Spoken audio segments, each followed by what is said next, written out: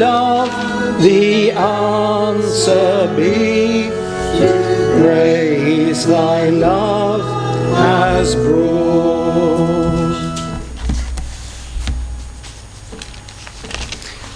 Well, I want you this morning, as we turn back to the passage that was read, to Luke chapter 23, I want to focus our thinking upon the most pivotal event in human history. It is true, of course, that the resurrection of Christ is a unique and powerful matter, but the resurrection follows from his death, and his death, in a sense, is more profound, even more wonderful than the resurrection. The resurrection is a declaration that all that he did upon Calvary's cross is accepted, that it is finished, that it has accomplished its purpose. But we turn this morning to a day that is unique in human history. There have been occasions when the sun has stood still or gone backwards in human experience. There have been numerous occasions where there have been eclipses of the moon or the sun. But never has there been darkness over the whole earth or over the whole land. Never has there been such a period of darkness at a time of the full moon, associated also with an earthquake. Never has there been such a time. And in a sense, all those occasions when we see an eclipse, all those occasions when in a miraculous fashion the sun stood still or moved backwards, those occasions are simply giving us an insight into the profundity of what would happen on that first Good Friday. That something was going to happen that was unique in human experience and unique in human history. And I want first of all to turn with you to Luke 23 and verses 27 and onwards, because we discover there that not only as we look at the cross do we understand something of the sufferings of Christ, something of the sufferings in his humanity of the God who is the second person of the Trinity, one glorious God, three eternal and ever blessed persons, and Christ would suffer in his humanity. But we see more than that, that in the crucifixion of Christ there is, as it were, a precursor of a much broader judgment. And therefore we can never simply look at Christ and his crucifixion in isolation. Well, let's turn to verse 27 and onwards, as we see this picture that Luke sets of Simon the Cyrenian carrying the cross, bearing it after Jesus. Jesus seemingly too weak, too infirm to carry his own cross, as might have been the custom at this point. But the cross now laid on Simon. And we're told a great multitude of the people followed him. Well, perhaps that's not unexpected, because there had been a great crowd of people baying for Christ's relief, for Christ to be crucified. The crowd, the multitude, just a few verses before in Luke's Gospel, 23rd chapter, verse 21, but they shouted, saying, "Crucify him, crucify him." There is malice towards the Son of God. There is malice towards Christ. There is, as it were, at this point, a groundswell of opinion. The pointer has come full circle, swung in the opposite direction from the Palm Sunday when they cried out, "Blessed is he that comes in the name of the Lord." Now they cry out, "Crucify." So we're not surprised that there is a great multitude following him. But there is, interestingly, a distinction made, because the women, or some women at least, are singled out here. It's interesting through this 23rd chapter of Luke how women are singled out. Verse 49, all his acquaintances and the women who followed him from Galilee stood at a distance watching these things. Verse 55, the women who had come from Galilee followed after, and they observed the tomb and how his body was laid. And here in verse 27, and women who also mourned and lamented him. Well, they may not have understood the full significance of what was being done. They may not have understood that this was a pivotal moment in history, that this is a moment on which the whole salvation of every individual believer hinges. That if there had not been this moment, if the crucifixion had not happened, heaven would have had only one human being within it, the Lord Jesus Christ, there because of his righteousness, there because of his own fulfillment of the law. But there would have been none other. Abraham could not have arrived. Moses could not have arrived. Zechariah could not have arrived. Isaiah could not have arrived. You or I could never arrive in glory, for there would be no forgiveness of sins. Well, they probably didn't understand that. They probably didn't understand all of the aspects. But they were mourning and lamenting, perhaps because they knew that someone fundamentally innocent was being abused, was being treated so badly, would be put to death. And perhaps there's a tenderness here that the women are exhibiting, that tenderness that even in a fallen world, even with all of the consequences of sin upon us and the hardening of the heart that takes place, even with that, perhaps there's a tenderness that these women are tender towards Christ, towards the unnecessary and wrongful suffering that he's going to go through. But even as they mourn and lament, even as they mourn and lament, Jesus broadens the picture.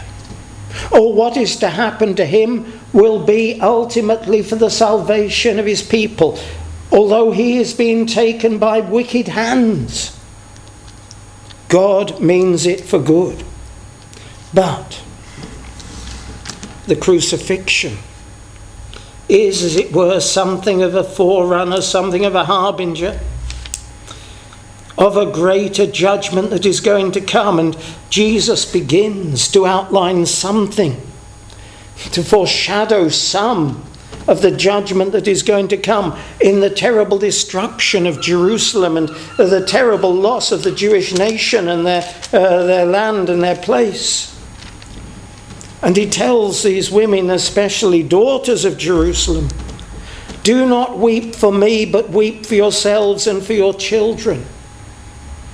If these women were of childbearing age, if they were in their 20s, their 30s, 40 years' time, we believe the crucifixion, probably AD 33 or thereabouts. Well, 40 years' time, AD 73, the destruction of Jerusalem 3 years in the past.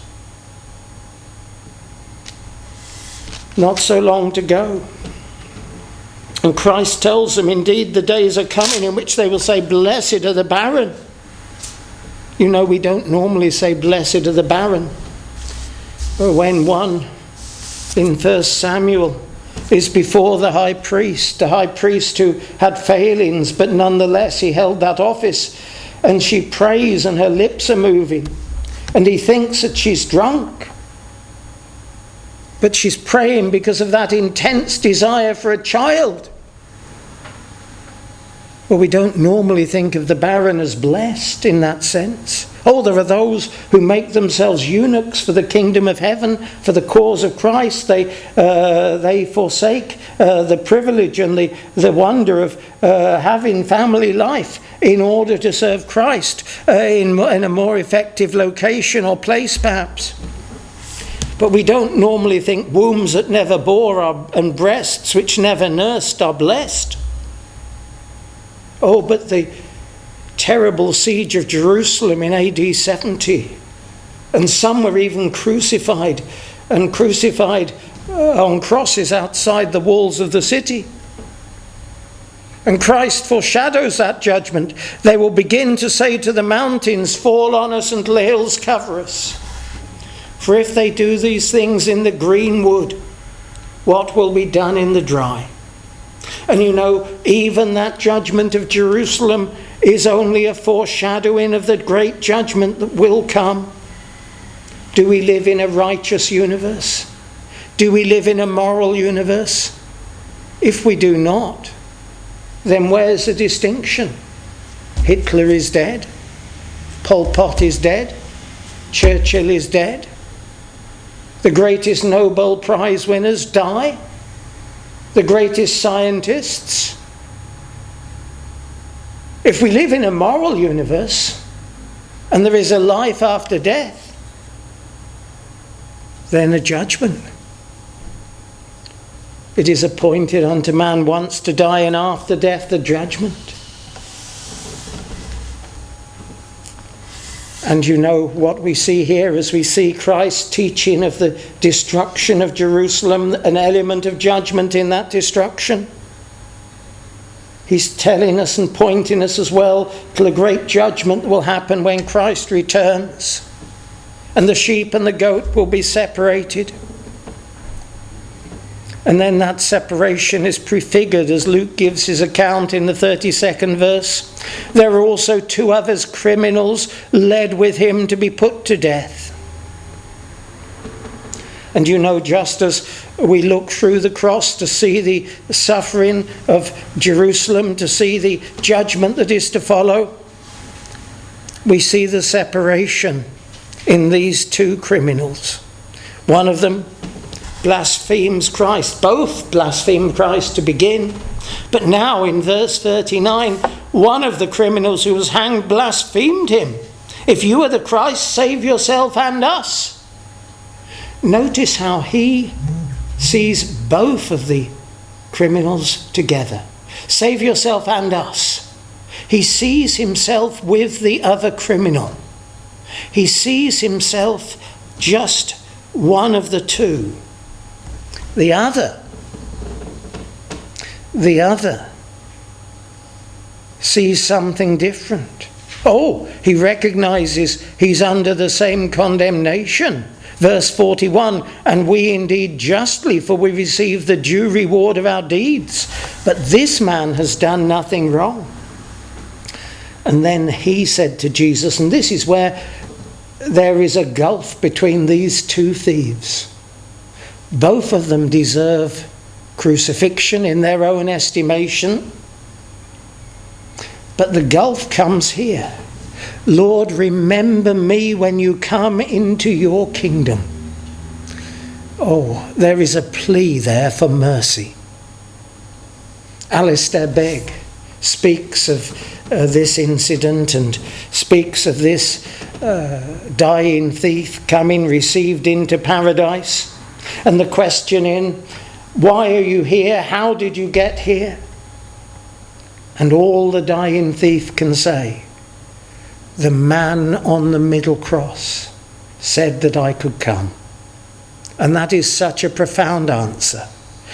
One of the great learned men writing upon the Bible, writing volumes to help us with our understanding.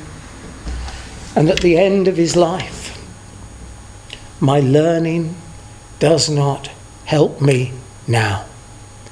All that helps you now is Christ. And Christ, this man, depended upon him. Lord, remember me when you come into your kingdom. And you know, God never forgets anything. He cannot forget anything. But he does not always remember. But he's going to remember this thief. And he remembers every individual believer as they come to that moment of death, as this dying thief has. Precious in the sight of the Lord is the death of his saints. But you know, God has associated with the crucifixion of Christ, with that darkness that fell upon Christ spiritually, God has associated that with a material of physical darkness. Now, just recently there was, I think, a lunar eclipse. Back in, I think it was 1999, we had a solar eclipse in Falmouth, visible from Falmouth. In fact, practice, many of us stood on green spaces and we couldn't see a thing because of cloud cover. But it was a great event. They were having helicopters supposedly to bring people in to top up the ATMs because there was going to be such total gridlock on the roads, and all sorts of provision, all sorts of preparation was made. But an eclipse can be forecast. The darkness that happened on this day, recorded in 3 of the gospel accounts, Matthew, Mark and Luke. Each of them record this 3 hours of darkness. You find it in Matthew 27, Mark 15 and Luke 23. But you know, you also find that across various other writings, just a few years later, sometimes 100, 200 years later, there is reference to the darkness that happened. Now, we don't need other evidence to corroborate the Bible. The Bible is true because it is God-breathed, because there is an instinct in the human heart that recognizes that this book is true. You really have no other book like it, written by so many authors over such a period of time. If the book of Job were the oldest book in the Bible, Jonathan Edwards believes it could well have been, and written down therefore perhaps 2,300 years before Jesus comes. And then the book of Revelation completed somewhere around AD 96, written down over something like 2,400 years by a multitude of authors, and yet with such cohesion, such consistency. It's only explicable because God breathed, God inspired. It's only explicable in that way. But we find a Greek historian writes, in the 4th year of the 202nd Olympiad, there was the greatest eclipse of the sun, and it became night in the 6th hour of the day. That's even what we would call noon, midday. So that the stars appeared in the heavens. Well, the Bible doesn't tell us that, but it's quite feasible. And this is not an inspired author. This is someone who is a historian. Then another, he identifies the year and the exact time of day. In addition, he writes of an earthquake. And again, these men often, they see it as a solar eclipse. It could not be a solar eclipse at the time of the Passover. It cannot happen. But it's as if God is shrouding the suffering of his Son. Something is going on, as it were, that human eye may not behold. Something that is going on is so profound. It is, as it were, the Son of God in his humanity, suffering the punishment that belongs to his people. The just suffered for the unjust, that we might be made the righteousness of God in him. The sun is darkened. The veil of the temple is torn.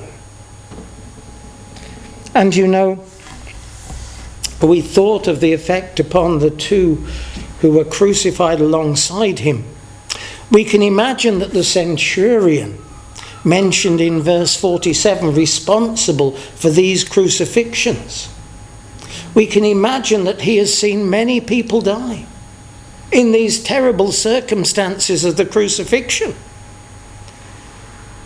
But here, the affirmation, the testimony is given. Verse 47, certainly this was a righteous man. In another place, his testimony goes on, truly, this was the Son of God. The death of Christ is something profound, something that could not be humanly understood and seen. But I want just for a moment to take you back to Matthew chapter 27, because Matthew specifically tells us of something more that is happening. Again, something that is attested by writers outside of the Bible. Verse 51 of Matthew 27. We've had the phenomenon of the darkness when there could not be darkness. You know, when there was a solar eclipse in Falmouth, the birds began their singing as if it was time to roost, as if it was time to come and to settle. And here, verse 51 of Matthew 27, then behold, the veil of the temple was torn in two from top to bottom, and the earthquakes and the rocks were split. And there we have this great physical, material phenomenon. The Son of God, in his humanity, has laid down his life. And even the rocks were split. But Matthew tells us something remarkable. Remember, this is before the resurrection of the Lord Jesus Christ. This is still the Good Friday. And what are we told? And many of the bodies of the saints who had fallen asleep were raised.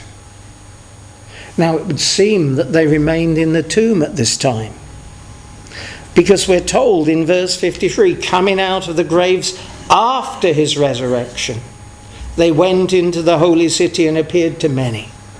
You know, when Christ was hanging upon the cross, when he was suffering those terrible pains, we can't even begin to describe them. God veiled in darkness the suffering of his Son. But following his resurrection, not only did the disciples see Christ raised from the dead, not only did the disciples see him, their master, raised from the dead in his glorious and glorified body, but you know, those who had recently lost a believer, we think a believer, bodies of the saints, those who had recently lost, perhaps it was husband or wife, perhaps it was a child who believed, perhaps it was their father, their mother who believed. They knew these people. Oh, it doesn't say that those who died hundreds of years before. That would have been quite difficult, quite traumatic for all concerned. But these people could go back to their families. They could go back to their loved ones. They could go back to their friends. They were known. And you know, it wasn't just the authorities had to dispel the idea that one person had been raised from the dead after his crucifixion, but they had to explain away, well, these people were buried, but actually they're back. Think of the confusion it would cause today. We have someone dies, almost immediately their pension ceases, the computers come into action, their bank accounts frozen. Think of the confusion. Well, I'm sorry, we'd marked him as dead. We'd marked her as dead. But they're back. We don't know how it happened. We buried them, but they're back. And they went into the holy city and appeared to many. But you know, these things are almost beyond dispute. They're almost beyond dispute. As I say, not only the Bible. Lots of sources. Facebook post this morning summarises some of these things. But what effect does it have upon me? What effect does it have upon me that the Lord Jesus Christ, the one who had created all things, through whom all things were made, and without whom was not anything made that was made, what effect does it have upon me that the eternal Son of God in his humanity died? Oh, he didn't die as God. He never ceased to be God. He couldn't cease to be God. But he died in his humanity. He stopped breathing in his humanity. But you see, for so many today, it is nothing. So many, well, today is a day for the shopping. It's a day, legally there can't be certain sports in a professional sense. But they'll play their sports. They'll celebrate different things. They'll have family gatherings. But God, Christ, nowhere in their thinking. Oh, how do we see the darkness of the human heart? How do we see the sin that has affected the human heart, that's cut us off from God? Well, we see it in the fact that so few remember today what Jesus Christ has done. And I want to take you back, just as we close, to Lamentations chapter 1 verse 12, because there is a question that is raised in the book of Lamentations, and it's utterly appropriate for us today. And it's appropriate not just for us as we look around at others, but as we look at our own hearts. Lamentations 1 verse 12. Is it nothing to you, all you who pass by? Behold and see if there is any sorrow like my sorrow. The women whom we mentioned at the start, those women, perhaps they didn't see the full scale, the full canvas that God was preparing, that God was drawing upon. But they recognized something of the sorrow. Behold and see. Is there any sorrow like my sorrow, which has been brought on me, which the Lord has inflicted in the day of his fierce anger? You know, there are those today, sometimes they're from a New Age background, sometimes they're from one of these religious movements. And the idea that God might be angry, well, they just can't accept it. But the cross, the crucifixion, is a day of God's fierce anger. A day when God veiled the death of his Son in darkness. But his Son would rise from the dead. But we need to ask our own hearts, is it nothing to you, all you who pass by? Well, let's turn in our hymn books, 633. And it's only God's touch that really can cause these things to have significance